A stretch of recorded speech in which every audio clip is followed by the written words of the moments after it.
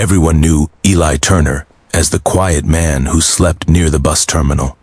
He wore the same faded gray jacket every day, the sleeves frayed at the cuffs, the zipper broken so he kept it closed with a safety pin. His shoes had holes in the soles, and when it rained, he stuffed newspaper inside to keep his feet dry. Most people didn't even look at him twice. That was exactly how he wanted it. What no one knew was that Eli Turner was worth over $12 billion. He had built an empire in silence, technology firms, logistics networks, private equity stakes scattered across continents. His name never appeared in tabloids. His face never appeared on magazine covers. Every company he owned ran under layers of proxies and shell boards. He had learned early that wealth changed people, so he disappeared from it for 6 months. Eli lived as if he had nothing. No phone, no credit cards, no assistants. Just cash he earned doing small labor jobs under a fake name, and the clothes on his back. This wasn't a game. It was a test. He wanted to know something he couldn't learn from boardrooms or balance sheets, who people were when there was nothing to gain. That was when he met Mira. She found him on a freezing morning when the wind cut through the streets like knives. Snow had fallen overnight, and Eli had woken with numb fingers and a cough that rattled his chest. He tried to stand. His legs buckled. Mira was carrying 2 bags of groceries when she saw him collapse near the bus stop bench. She was small, wrapped in a thin coat, clearly not warm enough for winter, her shoes worn at the heels. Her dark hair was pulled into a loose braid, strands escaping in the wind. People walked past. Some glanced. No one stopped. Mira did. "Hey," she said softly, setting her bags down. "Can you hear me?" Eli nodded faintly. "Just dizzy," he murmured. "You're freezing," she said, crouching beside him. "When was the last time you ate?" He hesitated. "Yesterday, maybe." She didn't ask why. She didn't lecture. She didn't look disgusted. She simply opened one of her grocery bags and pulled out a sandwich, wrapped in paper. "Eat this," she said. Slowly. Eli frowned.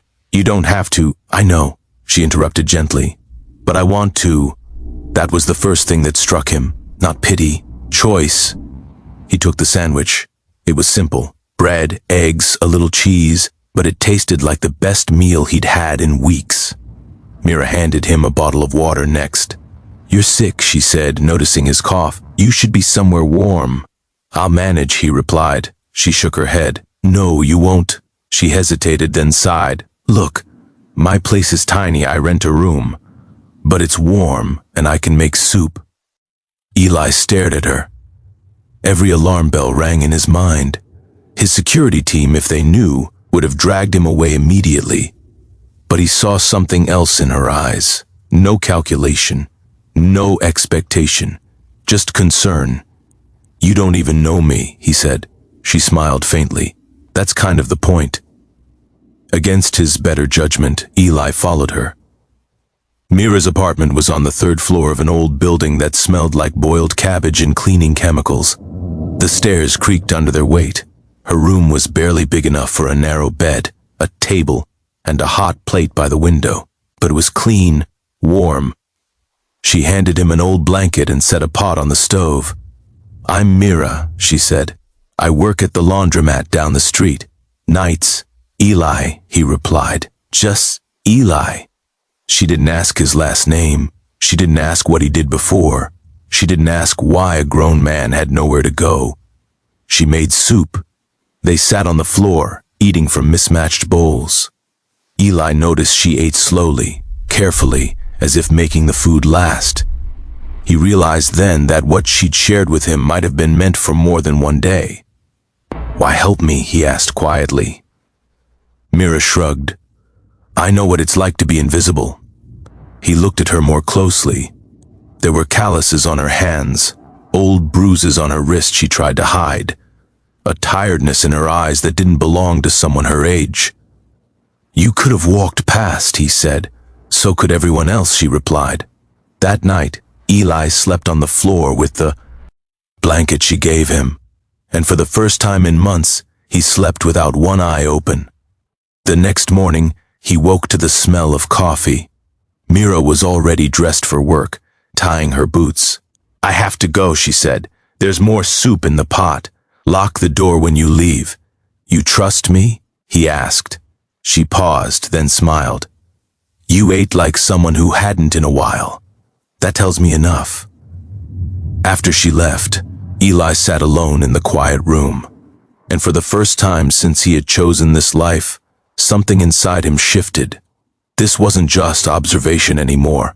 This mattered. He didn't know it yet, but helping him would cost Mira more than she could afford. And when the truth came out, the world would be forced to look twice at the girl it had ignored. Mira didn't ask Eli to stay. She simply didn't tell him to leave. For 3 days, he slept on the floor of her tiny room, waking before dawn so he wouldn't be there when she returned from her night shift at the laundromat. During the day, he left to do odd jobs, hauling boxes at the market, clearing snow, anything that earned a few bills. He brought food back every night. She never asked where it came from, but Eli noticed the way she hesitated before accepting it, the way her fingers tightened around grocery bags as if she were afraid they might disappear. On the 4th night, he came back to find her sitting at the small table, a folded letter in front of her. Her eyes were red. "You okay?" he asked. She forced a smile. "Yeah, Jay. Us tired." He didn't push. He had learned that people told the truth faster when they weren't cornered. Later, as she slept, the letter lay unfolded on the table. Eli hadn't meant to read it, but the landlord's name was printed boldly at the top. Final notice. Past due rent. 7 days to vacate. Eli folded the paper back carefully. 7 days. He sat on the floor, staring at the wall long after the room fell silent again. If he wanted, this could end now. One call, one transfer. He could buy the building, pay the debt, change her life overnight. But then he would never know if she'd still look at him the same way. And worse, she would never know who she was without help. The next evening, Mira came home later than usual. Her steps were slow, shoulders slumped. "They cut my hours," she said, dropping her bag. "New machines, less staff." Eli clenched his jaw. "I'm sorry." "It's fine," she said automatically. "I'll figure something out." She always said that, but when she turned away, he saw her hands shaking. The laundromat was owned by a man named Carson, a middle-aged bully who smelled like cheap cologne and power trips. Eli had noticed him watching Mira too closely the few times he'd walked past. The next day, Eli followed her. He stayed across the street, blending into the crowd. When Carson stepped too close behind the counter, Eli's muscles tensed. "I could give you more shifts," Carson said, voice low. "If you're willing to be flexible." Mira stiffened. "I work hard. The tea should be enough." Carson smirked. "Hard work doesn't pay bills, sweetheart." Eli took a step forward, then stopped. Mira straightened her spine. "No," she said clearly, "it doesn't. But my dignity is non-negotiable." Carson's smile vanished. "Then don't come crying when you're out on the street." She walked away without another word. Eli exhaled slowly. That night, Mira didn't cry. She cooked soup. She washed dishes. She talked about nothing important at all. That scared him more. On the 6th day, Mira collapsed. It happened while she was walking home, grocery bags slipping from her fingers. Eli caught her before she hit the ground. Her skin was burning. "You're sick," he said, panic cutting through his voice. "I'm fine," she murmured weakly. "Just tired." She wasn't fine. The clinic doctor confirmed it. Pneumonia, made worse by exhaustion and malnutrition. "She needs rest," the doctor said. "And warmth. And regular meals." Mira laughed hoarsely. "That's expensive." Eli paid the clinic fee with cash he'd saved, nearly all of it. That night, as Mira slept fitfully, he sat beside her bed. 7 days were almost up. He couldn't let her lose everything because she'd helped him, but revealing the truth would shatter the fragile normalcy they had built. On the 7th morning, the knock came. The landlord. Mira stood, pale and shaking, as the man spoke. You have until tonight, he said. After that, I changed the locks. When he left, Mira sank onto the chair. I'm sorry, she whispered. You'll have to find somewhere else. Eli looked at her, really looked at her. She was apologizing to him while she was losing her home. That was the moment he made his decision. Pack a bag, he said. She blinked. What? Just the essentials, he repeated. Trust me. For the first time, doubt flickered in her eyes, but she nodded. They left before sunset. Mira didn't know where they were going. She didn't know that Eli had already set something in motion, something that would expose him, whether he wanted it or not. And when she learned the truth, she would be the one holding all the power. The car waiting at the corner didn't belong in Mira's world. It was sleek, black, and silent, with windows dark enough to hide secrets. Mira stopped walking the moment she saw it. Eli, she said slowly, why does that car look like it costs more than my entire building? He swallowed. This was it. I need you to listen, he said, and I need you to not interrupt until I'm done. She crossed her arms, not defensively, but bracing herself. Okay. The driver stepped out, opening the back door respectfully. Mr. Turner, he said quietly. Mira froze. Her eyes flicked from the man's tailored suit to Eli's worn jacket, to the way the driver waited, head bowed. What did he just call you? She asked. Eli closed his eyes for half a second. My real name, he said, Elias Turner. Silence fell heavy between them. They rode in the car in absolute quiet. Mira stared out the window. Han. DS clenched in her lap. The city lights blurred past, places she had never been, buildings she had only seen in pictures. When the car stopped, she finally spoke. If this is a prank, she said tightly, it's not funny. He nodded. I know. The doors opened onto a private medical center, quiet, pristine, guarded. Inside, staff moved quickly, respectfully. A doctor was already waiting. She needs rest, Eli said. No shortcuts, whatever it costs. Mira turned sharply. Eli. He met her gaze. Please. She didn't argue again. Hours later, she lay in a hospital bed that felt like something out of a dream. Clean sheets, warm air, real food placed gently on a tray. Eli sat in a chair beside her. So, she said hoarsely, you're rich. He winced. That's an understatement. How rich? Enough that numbers stop meaning much. She stared at the ceiling for a long moment. You slept on my floor, she said finally. Yes. You ate my food. Yes. You watched me worry about rent while you could have paid it without noticing. Yes. Her eyes filled, not with anger, but something sharper. Why? He leaned forward. Because I needed to know who people were when there was nothing to gain. And because the world doesn't see people like you. She laughed once, bitter.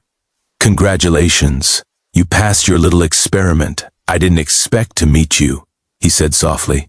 And I didn't expect it to matter this much. She turned her face toward him. Did you ever plan to tell me? I didn't know how, he admitted. And then it felt too late. The next morning, the truth exploded. Someone recognized him. A nurse whispered. A phone came out. A photo was taken. By noon, the headline was everywhere. Billionaire tech mogul found living homeless. Saved by laundromat worker. Reporters flooded the entrance. Security locked down the building. Mira watched the news from her bed, stunned. That's me, she whispered. They're talking about me like I'm some kind of story. Eli's jaw tightened.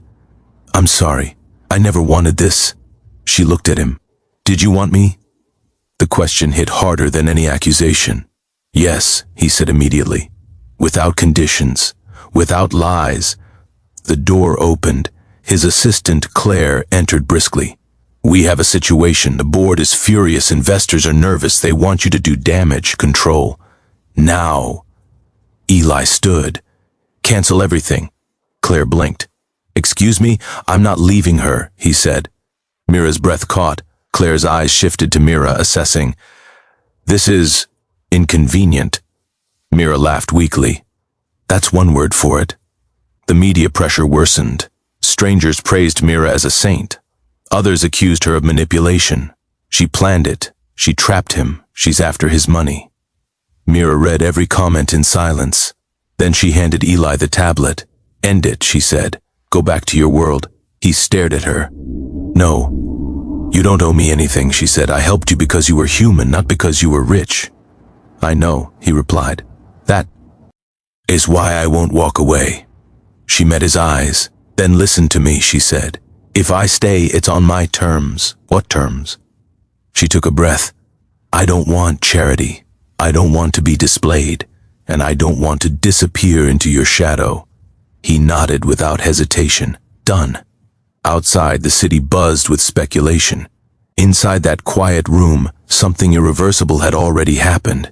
Mira wasn't the poor girl who helped a stranger anymore. And Eli Turner was about to learn that wealth had never given him control. Not like this. Mira was discharged 3 days later, not with flowers or fanfare, but with a plan. Eli stood beside her as they exited the private medical center, security forming a quiet wall around them. Cameras flashed. Reporters shouted questions. Mira, did you know who he was? Are you together? Is this a publicity stunt? Mira stopped walking. Eli's hand tightened on hers. You don't have to. She gently pulled free. Yes, she said, turning to the crowd. The noise dropped instantly. Yes, I helped him, she continued. No, I didn't know he was wealthy, and no, I'm not grateful for the attention. Gasps rippled. I'm grateful that he was human when he had nothing, she said. Everything else came later. She walked away before anyone could respond. Inside the car, Eli stared at her with something close to awe. You didn't even flinch. She looked tired, but steady. I've been invisible my whole life. Being seen doesn't scare me. Being owned does. Her were. DS followed him into the boardroom the next morning. The meeting was tense. Men in tailored suits stared at Eli as if he were a liability instead of a legend. This story damages the brand, one said. Your judgment is in question. Eli folded his hands. Because I lived like my customers. Because you brought her into it. Another snapped. She's unpredictable. Eli's gaze sharpened. So was I when you first invested. They fell silent. I'm restructuring the foundation, Eli continued. It will now be led by someone who understands survival, not spreadsheets. Claire stiffened. You can't mean... I do, he said. Mira will oversee community outreach. The room erupted. She has no credentials. She's untrained. Eli stood. She kept a man alive when the world walked past him. That's the only qualification that matters. That evening, Mira sat in a borrowed apartment overlooking the city. It was temporary. Eli had insisted she choose her own place when she was ready.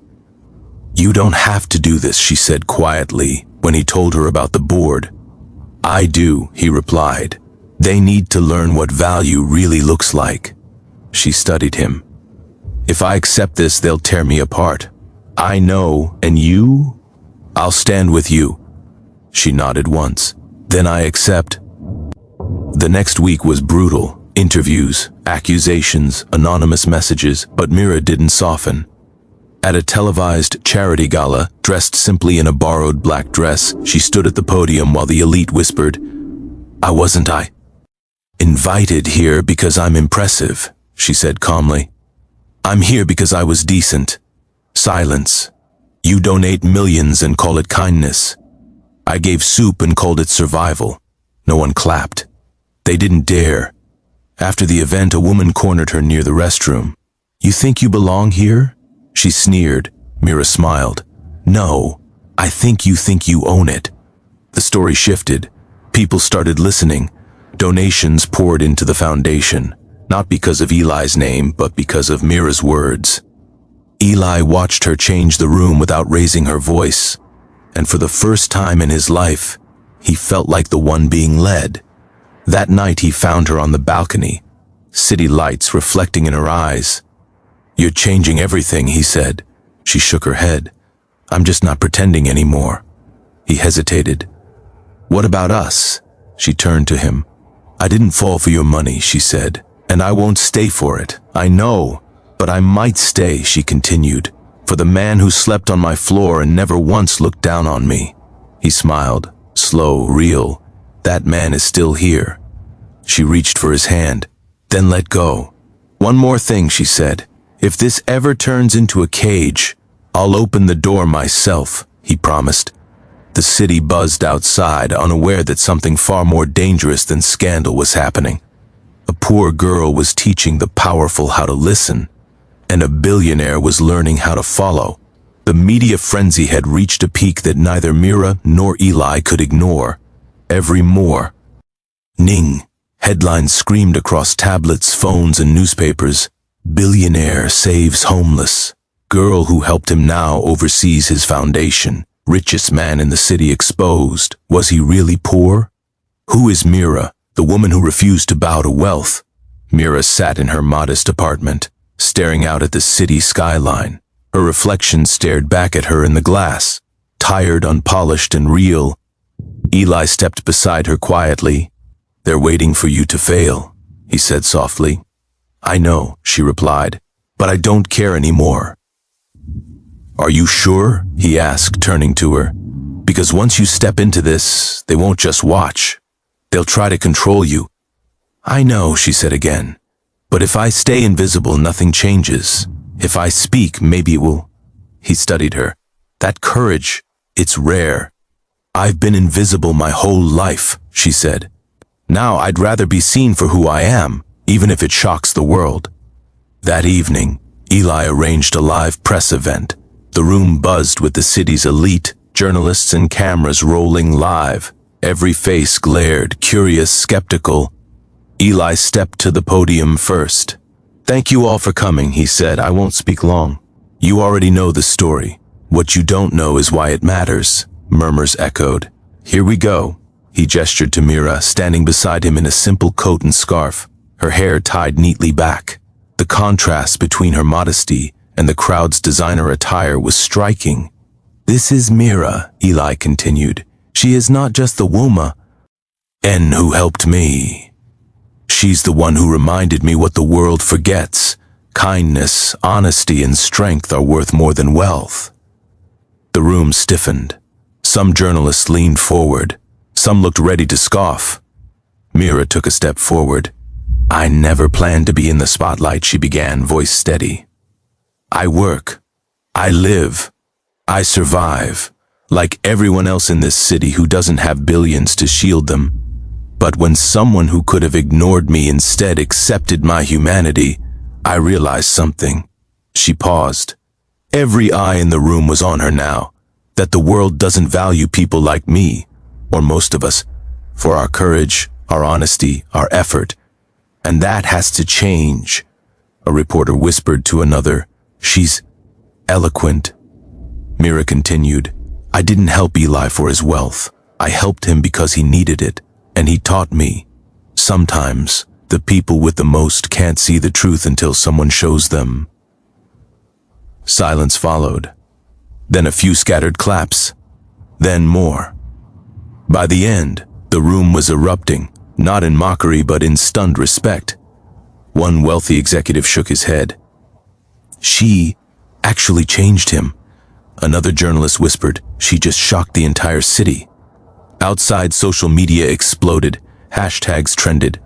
Mira's story was shared thousands of times in minutes, and the twist, the revelation that Eli Turner, the billionaire mogul, had lived as a homeless man for months, made her the hero, not him. The poor girl who had helped a billionaire had now shocked everyone. After the event, Eli walked Mira to her car. You did it, he said softly. I didn't do it for that, she replied. I did it because it needed doing. You changed everything, he said. Not just my life, yours, mine, everyone watching. She smiled faintly. And you? Will you go back to the empire now? Eli hesitated.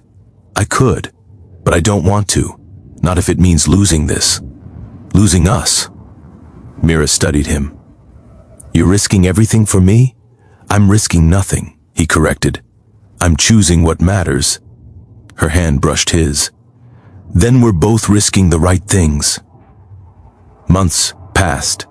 The foundation flourished under Mira's guidance. Programs for underprivileged youth, food drives, educational initiatives, all ran transparently. She refused personal accolades, preferring the results to speak. Eli, still formerly homeless in the public eye, quietly supported her. The world assumed he was now eccentric, a billionaire recluse, but they didn't know the truth. He was free, finally, because he had someone to care about who didn't care about his money.